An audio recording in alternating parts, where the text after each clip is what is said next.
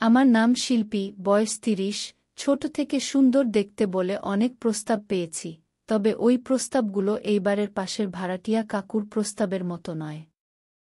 প্রস্তাবটি কি ছিল তা আজই শেয়ার করব আপনাদের সাথে। বেশি লম্বা নয়, সরাসরি বলব যেন বিরক্ত বোধ না হয়। আমি নরমালি ছাদে কাপড় মেলতে গিয়ে কিছুক্ষণ হাঁটাহাঁটি করি। তখন আমি কিছুদিন ধরে লক্ষ্য করছি পাশের ভাড়াটিয়া কাকু আমার সাথে ছাদে উঠে, এরপর আমি নেমে যাওয়ার সময় নেমে যায়। প্রথমে আমি নরমালি নিলেও আমার তাতে সন্দেহ হয়। আমি মূলত আমার বাড়িতে আমার ছোট ছেলে আর আমি থাকি, আমার স্বামী অন্য জায়গায় চাকরি করে, তাই মাসে একবার বাসায় আসে।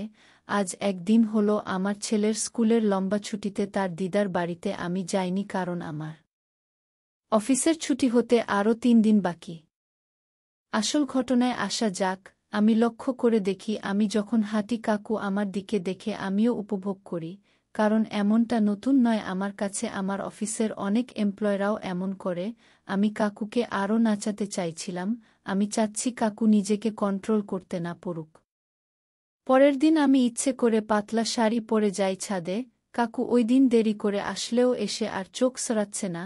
কাকু সেদিন বলেই ফেল, এই যে শুনছ? আমি বললাম, হ্যাঁ বলুন কাকু, তুমি না আজ বেশ দেখতে লাগছ তো। আমি, কি যে বলেন না কাকু, একটা কথা বলবো, তুমি আসলেই খুবই সুন্দর। আমি, আরে কাকু, এটা সরাসরি বলে দিলে। কাকু, আরে যেটা চোখের সামনে সত্য সেটা বলতে সমস্যা নেই। কাকু বলে, তুমি তো আজ একা বাড়িতে আছো।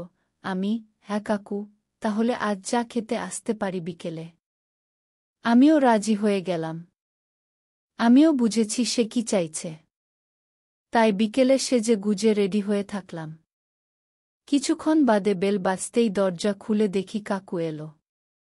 আমি দেখে বুঝলাম সে রেডি আছে।